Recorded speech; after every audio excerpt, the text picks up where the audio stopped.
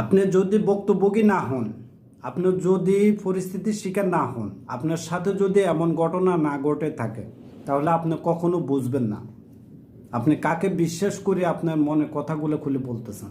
যে কিনা আপনার চারিপাশে সবসময় আপনার ছায়ার মতন আটার মতন লেগে থাকে, আপনি তাকেই বিশ্বাস করে আপনার স্মরণীয় গোপনীয় সব ধরনের কথাগুলো খুলে বলতেছেন আপনার বন্ধুর কাছে, তাকে বিশ্বাস করতেছেন না।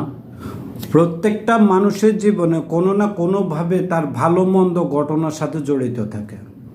আপনি যদি মনে করেন যে আপনি সব কিছু ছেড়ে দিচ্ছেন, সব কিছু ভুলে আপনি ভালো থাকতে চান, তাহলে কখনো আপনার কাছের বন্ধুটার সাথে কখনো কোনো কথা খুলে বলবেন না।